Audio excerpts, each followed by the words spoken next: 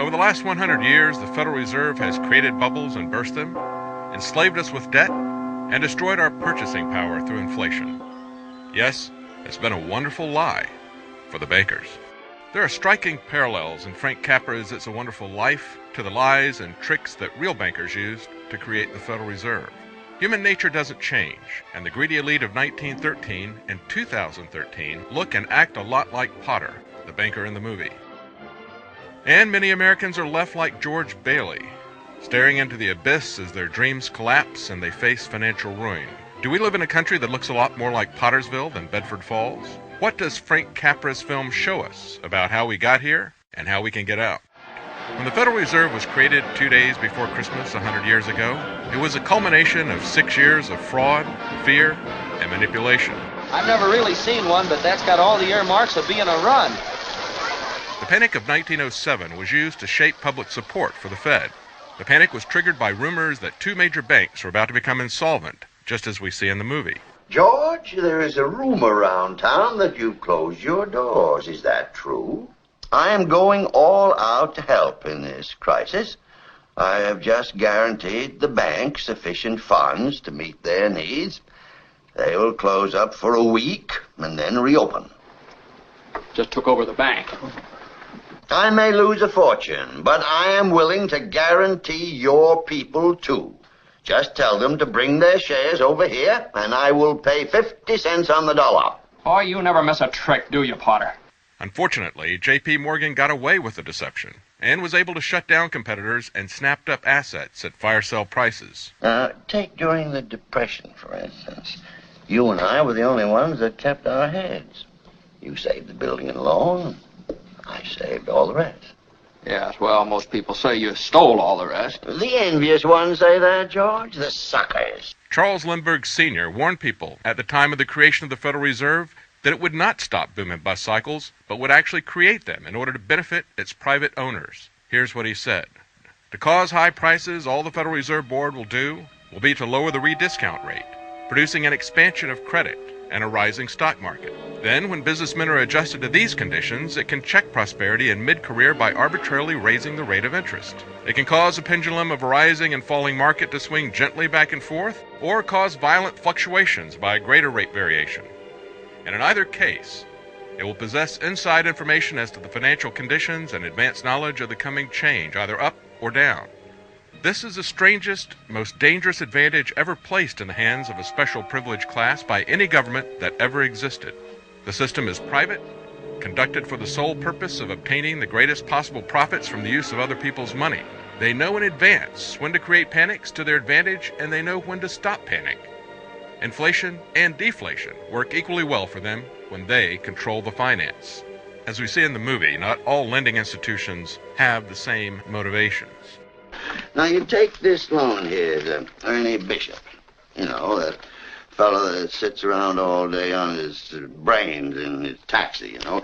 I happen to know the bank turned down this loan, but he comes here, and we're building him a house worth $5,000. Why? Well, I handled that, Mr. Potter. You have all the papers there, his salary, insurance. I can personally vouch for his character. Friend of yours? Yes, sir. You see, if you shoot pool with some employee here, you can come and borrow money. What does that get us? A discontented, lazy rabble instead of a thrifty working class. As a former FDIC chair said, all too often the large banks use their models and their algorithms, and if you don't fit in their boxes, you don't get the loan. And Dodd-Frank legislation is tying the hands of small lenders, shutting out buyers and shutting down lenders. Today there are fewer lenders than at any time the government has kept records. 10,000 banks disappeared between 1984 and 2011. This town needs this measly one-horse institution, if only to have some place where people can come without crawling to Potter. Come on. In the movie, George gets to see what happens to the small town if Potter didn't have competition from credit unions and smaller lenders. If it hadn't been for you... Yeah, if it hadn't been for me, everybody would be a lot better off. My wife and my kids and my friends. Look, little fella, why you go off and haunt somebody else? Yeah, so you still think killing yourself would make everyone feel happier, eh? Oh, I don't know. I guess you're right. I suppose it'd been better if I'd never been born at all. Pottersville, the only businesses thriving are vice. People are angry. The town is filled with signs like, keep moving, keep off the grass. Bert the cop actually shoots at George when he's running away and is no threat to anyone. Stand back!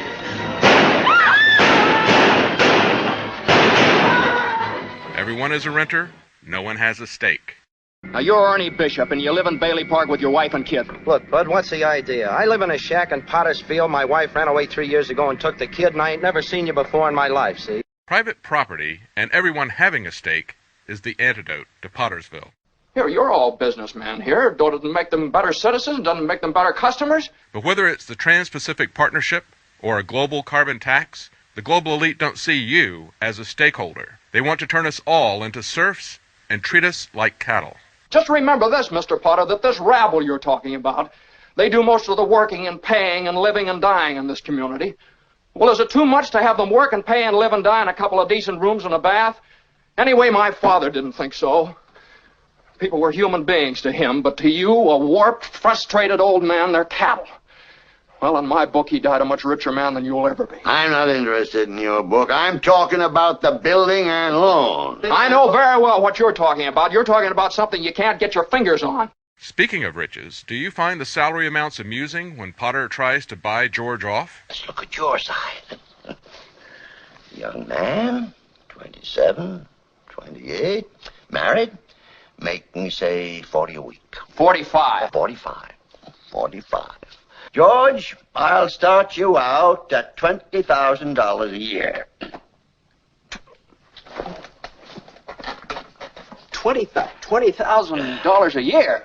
You wouldn't mind living in the nicest house in town? Buying your wife a lot of fine clothes? A couple of business trips to New York a year? Maybe once in a while Europe? You wouldn't mind that, would you, Jones? Would I? Even if George had saved a lot of his $20,000 salary, would it have bought much a couple of decades later? By even the government's very conservative estimate of inflation, the dollar has lost 90% of its value since 1947, when the movie was made. The Fed's deliberate inflation is devastating to anyone trying to accumulate wealth through hard work and saving. So what is the answer to all the George Baileys out there 100 years after the government gave control of our money supply to private bankers like Potter? Well, Potter had more money than he could spend, but would any of you want to be Potter? You sit around here and you spin your little webs and you think the whole world revolves around you and your money. Well, it doesn't, Mr. Potter. In the whole vast configuration of things, I'd say you were nothing but a scurvy little spider. George Bailey finally sees how rich his own life is, as he sees the fruits of relationship, honesty, and compassion. Hey! Merry Christmas, Mr. Potter! Happy New Year to you! In jail. Go on home, they're waiting for you. And if the public can awaken to the lies of the Federal Reserve, if it could even be audited, Well, hello, Mr. Bank Examiner. How? it would be a huge step to breaking the chains that enslave all of us. But ultimately, it is God that changes minds and changes hearts. God hates oppression, and we can and should confidently pray that He will stop it. I owe everything to George Bailey. Help him, dear Father. Joseph, Jesus, and Mary, help my friend, Mr. Bailey. Help my son George tonight. He never thinks about himself, God. That's why he's in trouble. George is a good guy. Give him a break, God. I love him, dear Lord. Watch over him tonight. Please, God, something's the matter with Daddy. Please bring Daddy back. Dear Father in heaven, I'm not a praying man, but if you're up there and you can hear me, show me the way.